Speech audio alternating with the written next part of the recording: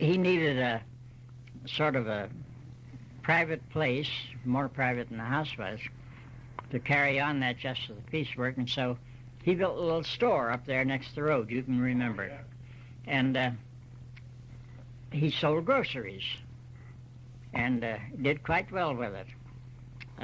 At least he made it pay. Well, how old were you when he started this? Well, I was only probably 6 years old. Right. We were just kids. But you were, most generally, in your youth, you had a store, and you worked in that store.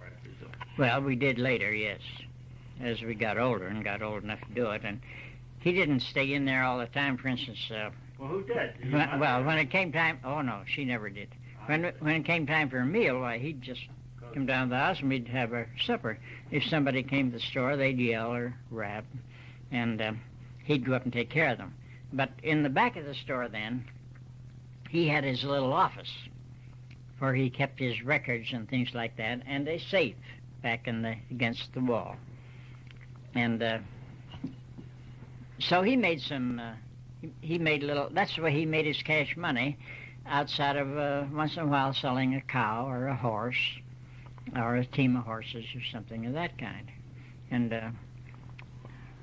that's the way, and he told all of us, especially your father and me, that when we got a little bit older, he said, and talked a little more with us, realized that we were grown up now and grown up boys.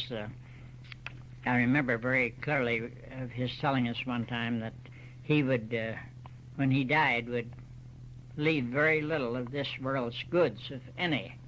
He wanted to leave enough to take care of your mother, he said to us. But he would see to us that we got a schooling. And then we needn't expect any more because there wouldn't be any more, but that then if we didn't take advantage of that, nobody could take it from us, and it was up to us. Well, that was his philosophy. And he wanted to make it tough for us, make us live up to something. He was way ahead of his time in psychology, things of that kind, way ahead of his time. And I'll tell you what he did. Maybe you never heard this, but when I graduated from college and was looking for a job, of course we all went to schoolwork, he knew the president of the Board of Education in Greensburg, the county seat. And unbeknown to me, of course, I applied for an elementary school, 6th grades, up on top of the hill there in Greensburg. He told the president Board of Education, he says, you take this young boy on, and I think he'll be all right. I'm pretty sure he'll be all right. He ought to be. He's had a good education, but if he isn't, you don't need to pay me a cent. That's how tough for me. So when I went to work, I knew that I had to make good or no pay. At least that was the threat, you know. Well, that is interesting. Yeah. Well, you're getting into high school, yeah. Uncle Charles. Now, is there anything before you want to get into that? No, I was just curious about one thing, and I think it might be worth asking. You said your mother always had a nice table. Well, I'm sure that's true. I can remember myself eating out there, and then Grace was living there, and country food is awfully hard to beat. But you must have been extremely limited in terms of food then as compared to what we have today. All right, let me go back to when we were little kids and tell you, in addition to my father bringing home bartered groceries for the winter, we always had killed at least one beef, and we always had anywhere from 4 to 6 hogs. We always had meat. And you know, any woman will tell you if she has meat to start with, the basis of a meal, she can always get a meal. And of course, we always had lots of poultry, chicken and turkeys. So as little as we had in cash, we never suffered in the least from food allowance. And my mother was a great worker, and she was really a good cook. Boy, she could turn out fried chicken or anything else that you wanted to. And you always had, of course, homemade bread. Oh yes, homemade bread. We never knew what store bread was, and we always had a cake or gingerbread, something like that for dessert, you know. at the end of the meal, when you're through with the meal, nobody asked like Eleanor does now. Now I have pie and I have pudding. Which one do you like? She read the table of the dishes and brought it on, whatever it was. And we ate it and liked it. I never remember of either one of my parents ever saying to any of us, you eat so-and-so, this is good for you, and you go on now, you haven't eaten all your potatoes or all this. Oh, is that right? Yes, sir. Well, I'll have to tell Darrell about it. They never forced us to eat. However, they didn't serve, of course. They passed things around. And one thing that they were very strict about was to clean up your plate. But since you put on your plate the things you liked, you limited yourself to what you want, and if you wanted more, you could always get seconds. So you always had seconds in meat then, did you? Or? Well, depended on how much we took the first time around. Yeah. But we always had plenty of seconds. We always had plenty to eat at our house. And breakfast, of course, I'm sure. My breakfast consists of a piece of toast and a cup of coffee. Yeah. In your days, it was eggs and ham, I suspect, and potatoes maybe. And pancakes. Now you wouldn't have all these. You wouldn't have eggs and pancakes in the same No. breakfast. No. We didn't call them pancakes. I never heard that term until I was growing up. We always called them flannel cakes. Flannel cakes. I don't know why. But my mother had a long iron griddle that she'd put over two of the burners on the stove, and we burned soft coal, of course. And I can see her yet standing out there, and she'd turn out about 8 cakes at one baking, you know. And when we had cakes, pancakes, we always had sausage. We didn't think of eating anything else with pancakes, with sausage and maple syrup. And we didn't know what cereal was except in cooked cereal. We had oatmeal all our lives, and when we wanted, and that was it. No cold cereal. We didn't know what that meant. And of course, we always had lots of milk, and so we were quite fortunate, being a poor family, really, money-wise, to always being very well provided for in food, and my mother always saw to it that we had good clothing, warm overshoes and shoes and underwear and things of that kind. How do you account for the... She cut our hair, too. Oh, was that right? Yes, sir. Yeah. We didn't go to a barber until we were probably in high school or maybe later. She was quite good at it. Well, she would get a lot of experience after a few years. Yeah. She did. Boys. Yeah. How do you account for the fact that your father, who was obviously an intelligent person and very persevering, he was not poor, although you almost used that term. Mm-hmm. Why did he not make out better financially than he did? There was no opportunity to make any more money than he did in the farming program that he was in. And I don't know if he ever aspired to make a lot of money. He wanted enough to pay his bills. He hated a debt. Boy, he didn't want any debts. And if he couldn't afford something, he didn't buy it. But, for instance, a spring-tooth harrow, we needed a spring-tooth harrow one spring, and he talked about that quite a little and worried quite a little about it, and he said, I don't know whether we can get it in time for the herring, but he finally did. It cost him $30. And nowadays, that same harrow would cost at least 3 times that, or more. Of course, we did all our work with horses. Maybe you were limited by the acreage. Maybe your farm is not big enough. That's one reason. The other was that this Anderson farm that we farmed was 2 to 2.5 miles away. And as I look back over it, we spent an awful lot of time going back and forth. Team of horses. Take you an hour to get over there, the team of horses an hour to get home. And then you'd work over there all day. But I think he was no businessman in the sense that he was out to make money. Yeah. Anything of that kind. He was more interested in politics, in his social life and in his church life than he was in the business world. The business world didn't appeal to him at all. Of course, I'm rambling here myself, but did he have any political aspirations beyond the justice of the peace position? No. And not the assembly or anything like this? No, I don't think so. He was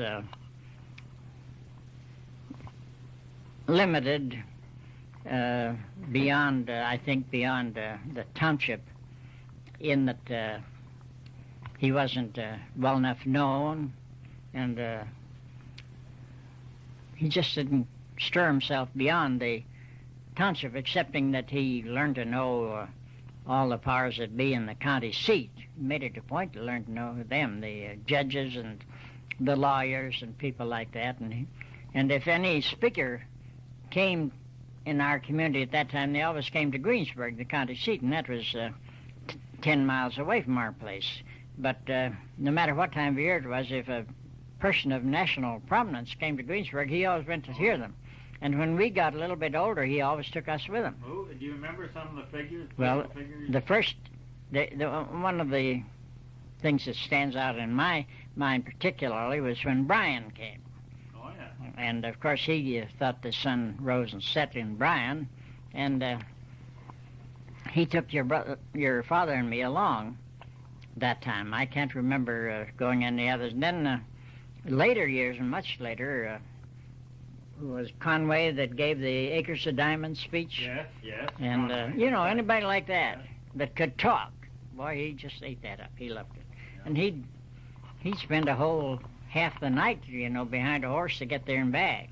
That didn't matter. He'd go. Well, he did have a good full life. Oh, yes. No doubt about that. Oh, yes.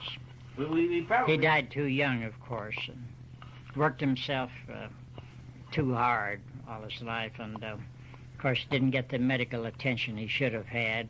Your father and I talked it over in late years, and we knew as well as we knew anything that he had a bad case of gallstones, but no doctor knew it. And so he just had to suffer it and go through it. We've seen him lie down right out in the hayfield and suffer through it. And I've seen him, so has your father, right on the kitchen floor, but he suffered the tortures of the damned in, fighting this thing off. Yeah. And gradually it got the better of him, and we don't know what else he had besides that. And when this horse ran away with him and threw him out of the wagon and bruised him up badly, that just seemed to like setting a match to a haystack. Developed fast, and he only lived about a month after that. Did he have this gallstone problem for a decade, or? Yes. Yeah, he had it for, I should say at least 10 years. I think maybe longer. You haven't talked haven't talked too much about tragedies in your family. You talked about the near tragedy when Father hit you in the head with an axe, and about your father's problems with gallstones. So, were there any other tragedies? The tragedies, if you mean like death in the family, happened before and after we were born. We had two brothers and a sister who died in infancy. Oh, yeah. One... by infancy within a week, or? Yes. Yeah, I think the one lived 10 days, and that was the longest. The other two died even earlier than that. See, my mother was a little woman. She never weighed 100 pounds, and undoubtedly this was quite a task to bear 8 children, and that was tragedy to them, but we weren't old enough to appreciate it. And 2 of them, yes, they all were born before I was. I think one of them after your father. But then those were the only deaths we had in our family. We had a very near escape, which I'm sure you remember, of hearing about when we worked over at the Anderson farm with horses. There was a trap door that opened up, and a pair of stairs went down from the top floor down to the basement where the stock was kept. And we were over there haying and unhitched the horses from the wagon, and each one of us led one in. Your father was ahead of me, leading one horse in, just walking along, leading in. he nor the horse, neither one realized this trap door was open. It wasn't supposed to be open. So your father dropped down in there first, hit the stairs, and fortunately rolled to the side, and the horse didn't see it either. And she stepped in, big heavy mare. She stepped in, and we never could figure out why she didn't fall on your father. Yeah. But he apparently fell enough to the side so she didn't hit him, and she was wedged in with around a post, a big post, one leg on one side and one on the other, and so she couldn't get out. And when I saw him, my father had started home. We were there alone. So I jumped on another horse and lickety-larry to catch him, and I caught him about half the way home, and I thought he would be just beside himself, and so he got on behind me on the horse, and we started back, and I started to run the horse. He said, "Now, don't kill this mare." He said, "If Sam isn't hurt, there's nothing we can do, so just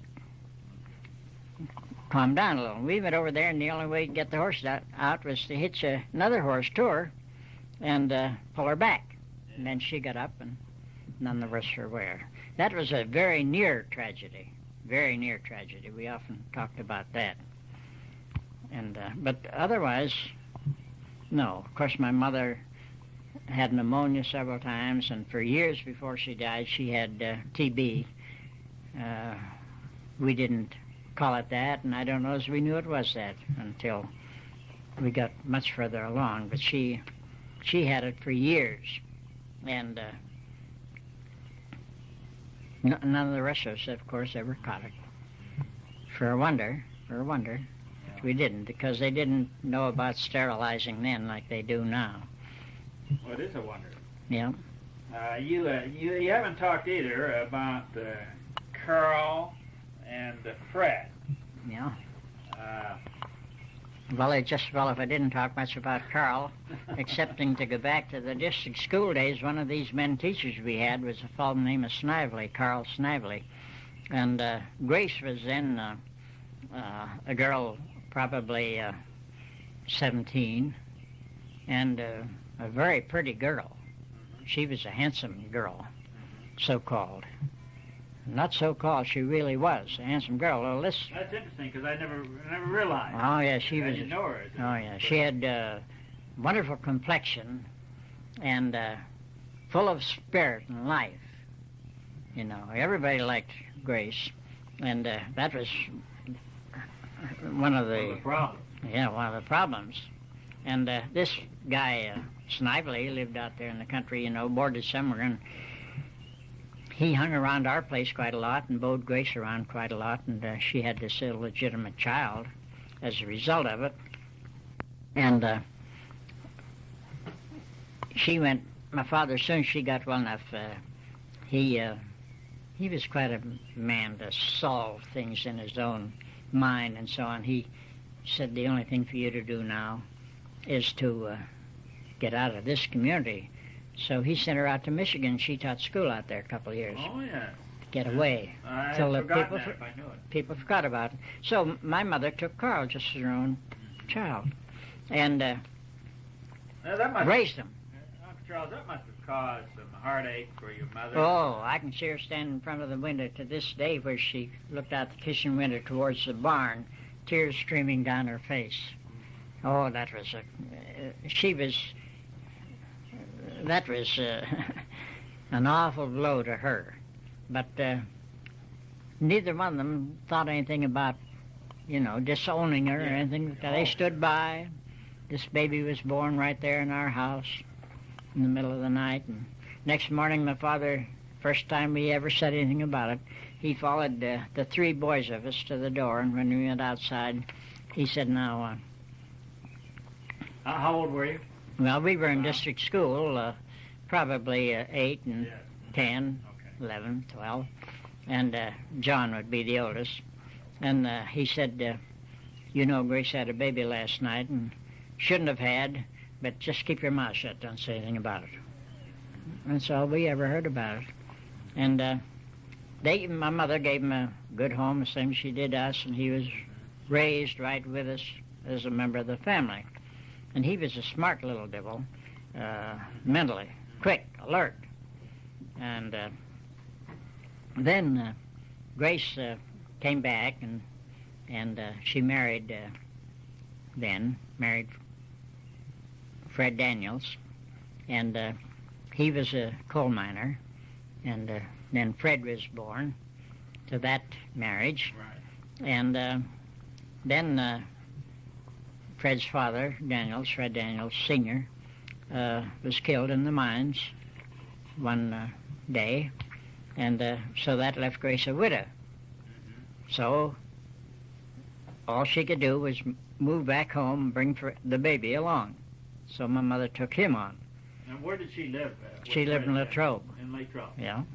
And my sister Ada was teaching there that time, and one year she boarded with them. And they lived there 2 or 3 years before he was killed. And he was a good person, very different from us in his family background and all that, but they got along fine together. So she came back home after he was killed, and my mother took Fred, and she went back to teaching. And she raised both of them until they were of age and ready to go out in the world and on their own. Yeah, I guess we really have covered the high school period. Is there anything in high school? Oh, there's one thing more I want to tell you about high school.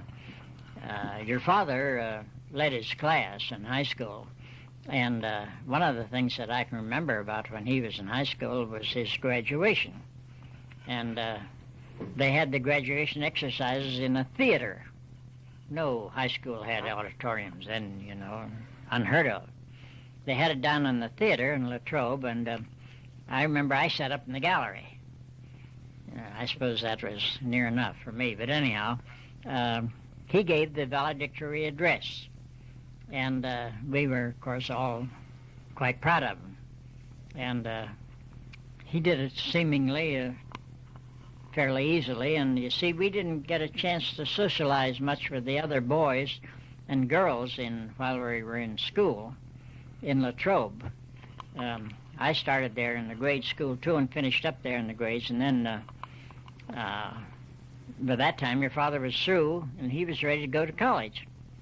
And that left me to go alone, and my father talked it over, and they decided that they'd send me to prep school. I was in second year in high school and finished in Latrobe. Yeah. And then they discovered that I should go to prep school in Gettysburg and go along with your father. So I did. That cost some money, didn't it? Yes. Then I was able, at least I got credit for 2 years in one at the Gettysburg Academy. So I really only ever went to high school 3 years. And then I entered college. Your father, again, was always 2 years ahead of me. And let me point out one other interesting thing that your father and I have talked about, and I've talked about just recently. The difference. We're talking about the great numbers going to college nowadays. At that time, of course, nobody from our community had gone to college. None of the boys. And very few of them had gone to high school. And I think the neighbors thought, as we look back over it, we were a little bit highfalutin and Tony to think that we went to high school, and then their eyebrows went way up when we went to college. But there was only one place to consider, and that was the Lutheran College. Yes. No other college would be in the picture. So apparently my father wrote to Gettysburg, and Dr. Heffelbauer was president then. And this is the amazing thing. Instead of Sam having to go to Gettysburg for a conference or submit all his papers and all that kind of thing, Dr. Heffelbauer came to our place. Yeah. And Sam met him in Latrobe and drove him out with a horse. And he was the president of the college. He was the president of the college, and for one student, he traveled all that distance. Of course, he may have stopped other places on the way, but he came certainly the last part of the trip, if not all of it, to Latrobe, and then, as I say, Sam met him there and brought him home, and he talked with my father and mother, and Dr. Heffelbar did, and he had dinner there. When I say dinner, I mean the noonday meal, and then Sam had to take him back to catch a train going back to Harrisburg, Pennsylvania Central. That's the time, we've told you many times, that's the time that Heffelbar told him on the way to Latrobe that he had to evacuate his bowels. No, Well, Dr. Heffelbar told him this, and Sam didn't know what it meant. He never heard the word evacuate, heard it spoken of in that way, so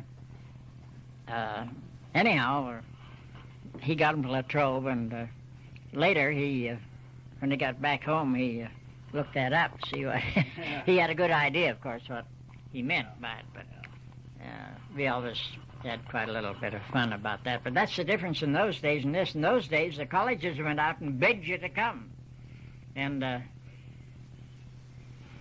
so he went there, and then, of course, naturally I followed, and then the Haberlin boys followed us, and soon got a whole stream of them going to Gettysburg. That's right. And your father's children and my children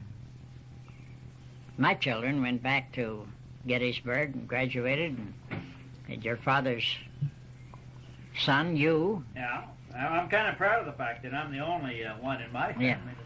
And then Alice went one summer. She went one summer. Yeah. As father said, she went, however, not to get an education as I did, but to get a husband. Yeah. She succeeded. Yes, she got one. Yeah. You know. You indicated a while ago that father was not a particularly strong student as a youngster in the grade school, I think you said that. Yeah, but he was in high school. He just, took no particular pains to be the leader of the group or anything of that kind. He always had good marks and all that, but he didn't aspire to be a leader. But in high school, he did. As he got older, I suppose he appreciated, and then, too, even in those days, we knew that in order to do college work, you had to do fairly decent work in high school. And he didn't. And he, in high school, if there was a debate going on, or an oration to be given, or anything of that kind, you could always be sure that Sam would be in it. He loved, that was what he loved. And of course, that followed him all through college, too. Yeah. And he took great delight in doing a decent job, but as I say, he didn't aim to be way up there like some of the kids do now. You didn't have to then, of course. You didn't have to.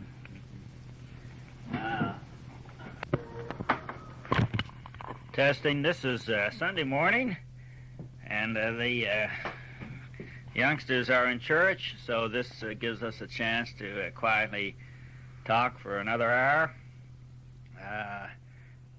We're primarily concerned now talking about college and what happened after college.